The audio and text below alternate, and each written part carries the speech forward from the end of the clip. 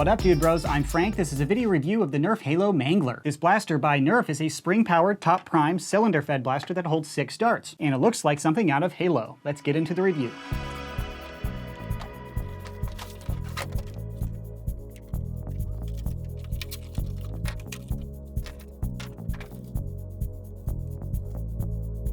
Included is the blaster disassembled, Halo game add-on, darts, and the instructions. To save you some time, bros, if you're a performance-oriented nerfer, just skip this whole video. This is just a prop toy. But to Halo fans that also like flinging foam, let's go on to the external overview starting up at the front. There's no in-strike barrel lug, just a super boring, bland circle they call a muzzle. Down below are long pieces of plastic. These are just cosmetic. They don't have any function for the Nerf element of this product. But they are made of plastic, not foam, so it's not a melee device. They look like little fangs, like this blaster wants to chomp into something.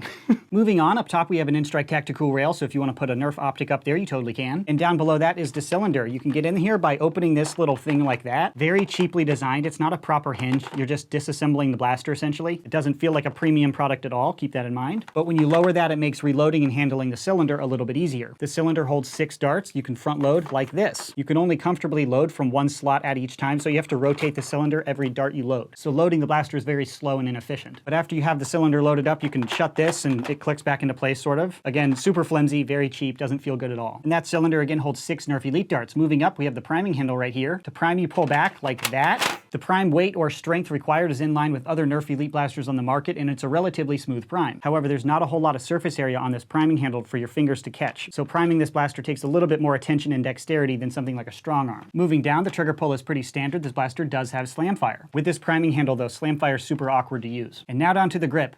I personally hate this grip. I complain about grips all the time. If you're new to my channel, that's just my thing. But this grip in particular is super annoying. It's just not fun to actually shoot this blaster. If you're a prop guy and you aren't actually shooting the blaster, it's not uncomfortable to hold at all. If it's part of a costume, it's lightweight and it is comfortable to hold. But when you go to prime it, my fingers smash into the trigger. This whole design is just super wonky. It doesn't have a trigger guard below the trigger to stop my fingers from running up into the trigger. And the grip angle, it's just super weird. It's shoving my fingers into the trigger. It's super uncomfortable. And a finger can actually slide up underneath this trigger, and then when you go to pull the trigger, you're crushing your fingers. It's super uncomfortable. It seems from the ground up, this whole thing is designed to not actually be shot. It's just like as a prop thing that happens to be able to shoot Nerf darts. So if you're purely a prop guy, I'm not trying to turn you off, but if you're a Nerfer, definitely don't buy this one. Yeah, opinion spoiler.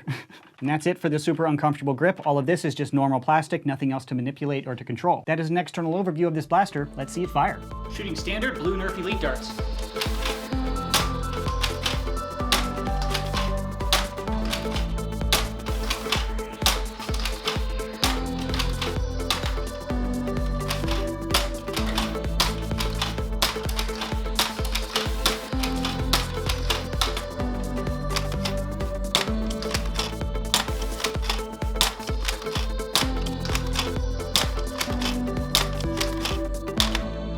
Operating this blaster really isn't that much fun. I did not enjoy actually shooting it at all. The grip and trigger unit are really uncomfortable and in my opinion just objectively poorly designed for any human hand. But hell, it's Halo. Maybe it's not built for human hands. That would explain everything.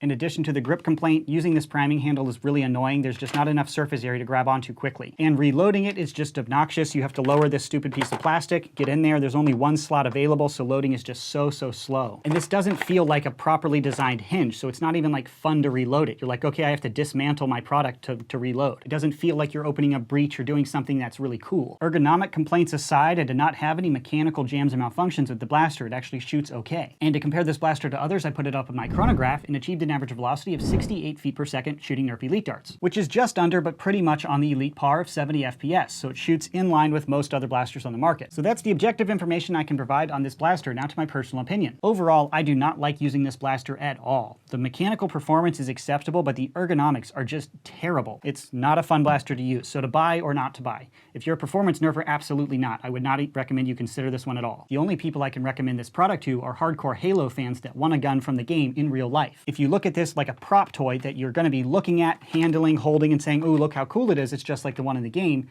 maybe that could work for you. But the minute you want to start regularly firing this blaster, it's just going to annoy the hell out of you, and I really don't recommend it for that use. So if you actually want to fling foam, definitely don't buy this one. A strong arm or a hammer shot are effectively the same. They're way cheaper though, and way more battle effective. If you're a prop guy and you want a Halo blaster, you know, maybe consider it if you think it looks cool. I know to prop guys, that opinion is pretty aggressive, but I'm a performance-oriented nerfer, so I have no place for this in my collection. But hopefully I've laid out all the information for you to make an educated purchase decision on your own. If you'd like to buy one of these, I'll put a purchase link in the description box below. That concludes this video review. Thanks so much for watching, bros, and as always, stay tactical.